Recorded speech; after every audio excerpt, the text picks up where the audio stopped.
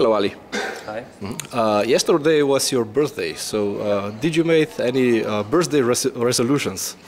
Yeah, to not drink as much, pretty much. That's exactly the first thing that popped into my head. And how it went? Pretty good, actually. Yeah, I've been keeping my promise. Saving for tonight. Yeah. This was actually my New Year's resolution, and I renewed those vows, you know, for my birthday. You are putting together your own live show. Yeah. I'm wondering who will take care of visuals. I've just read that Damien Hirst got involved with Pete Tong this year for Ushuaia. Oh, wow.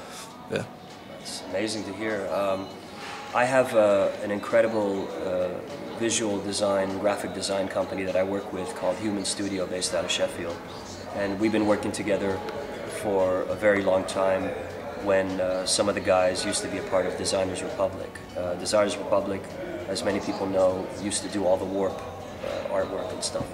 So I have a very long standing relationship and history with those guys. They understand, you know, it took some time after I left Deep Dish, because they'd worked a little bit with Deep Dish. It took some time for me to communicate and define what my visual aesthetic was. And after a lot of back and forth, I felt like they really understood what I wanted to portray, you know. And I think, you know, a major part of my success I owe to what they've done visually for me.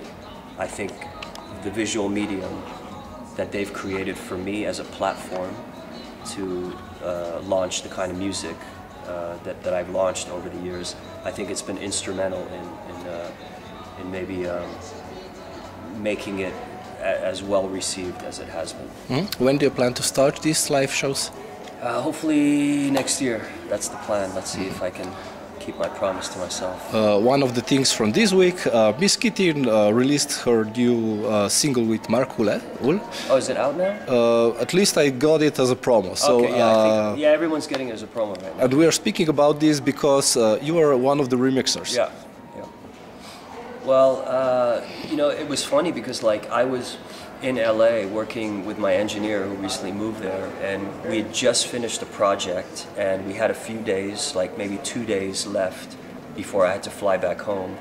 And I got a text message from, actually a Skype or AIM message from Mark saying, hey, check out this track, would you want to remix it? And Mark's asked me for a while now to do something for him. And I really love his whole, because I'm a new waver, I used to be a new waver. I really love not only Mark's approach to music, but items and things in general, and how they're sort of bringing back that new wave philosophy. And I heard the track. I'm good friends with Caroline, Miss Kitten, so when I heard her vocals and Mark's production, I immediately thought that this would be a very challenging project for me, you know, because I want to make every project sound as unique and different as I can. And so I started messing around with the parts, and before I knew it, I had something that I was happy with, and I sent it to them. They loved it, and now it's being promoted. Another new project coming up is your collaboration, a new chapter in collaboration with Ayer. It's called, and it's Oliver with Huntman. Oliver Huntman. Yeah. Oh, yeah. Yeah, this is the third installment in our Elements series, and we have one more that we're starting to work on now. But this one is, you know, also with Oliver, I think he tries to make every project stand out and be as unique as possible. And I think we've done that with everything that we've done, beginning with Dios and Diablo. And I don't know why we have the Spanish titles for everything. It's just something that we started with Dios and Diablo, and we felt like we should continue. But you know, both Oliver and I are very proud of this new one. We've thoroughly road tested it. It really goes off in the clubs, and comes with Matador remixes, and it should be out next month in May. May 25th, which is a very important date here because it used to be a big celebrity day here. Oh, really? So, yeah, it was a birthday of our, in Yugoslavia, it was a birthday of Marshal Tito. Oh, so nice. It was like a youth day. So known like day. Yeah. And you are dusting off your old productions with your friend Sharam. What are the plans? Just to dust the studio or to do something out of it?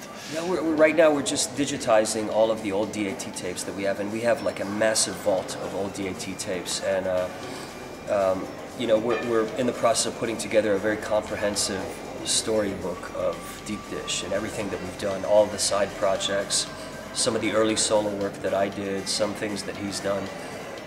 Because when we left Deep Dish, we sort of just walked away from, you know, everything that we put into this thing. We just sort of kind of neglected it for a number of years, and this is an opportunity to go back and really, for this new generation of EDM, you know, fans, it's a good opportunity to go back and put together the full story of Deep Dish, and along the way we're actually finding a lot of unreleased mixes, a lot of unreleased projects.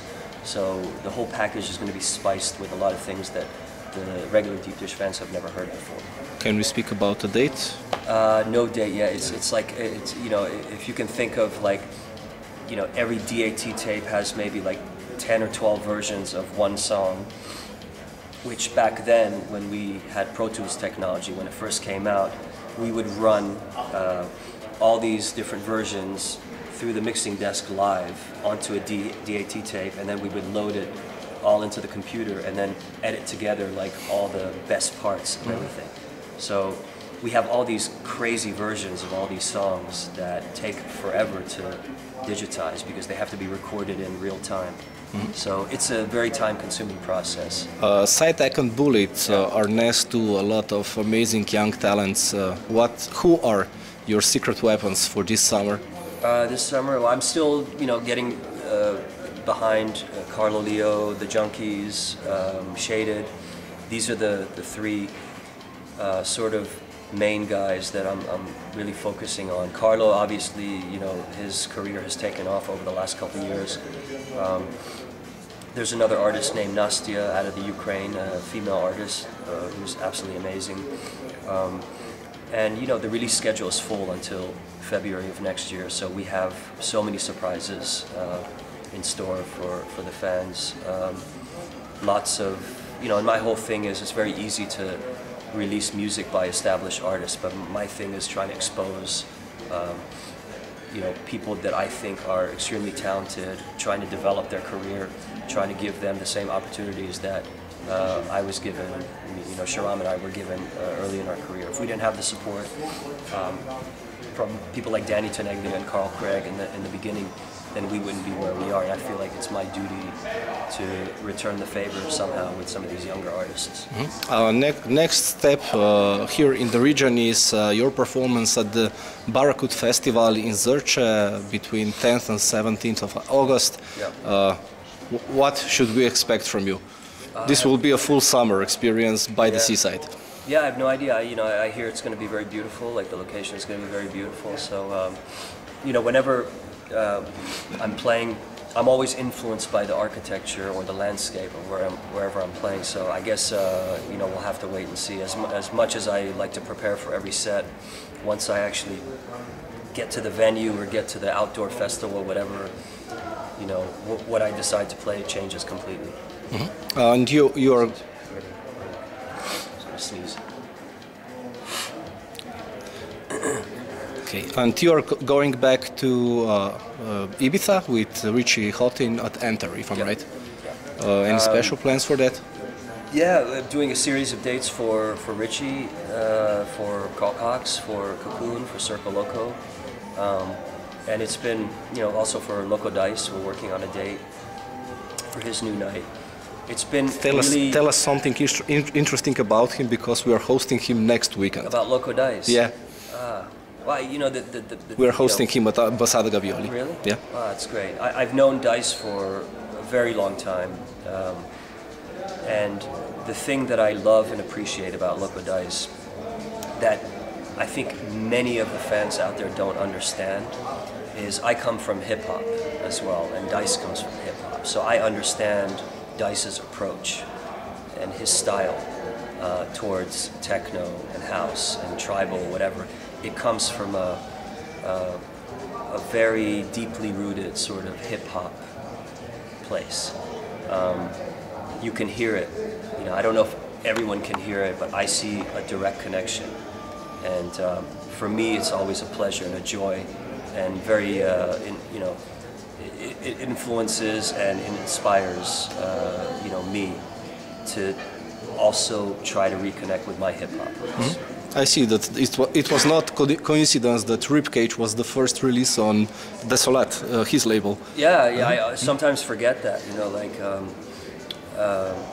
yeah, you know, like, it worked out beautifully and very naturally because I was at a crossroads with Deep Dish, and I was looking for inspiration in this new direction that I was going in, and it took one night at, you know, DC-10 with Dice playing, my old friend playing, for me to become inspired enough to make this track specifically for Dice.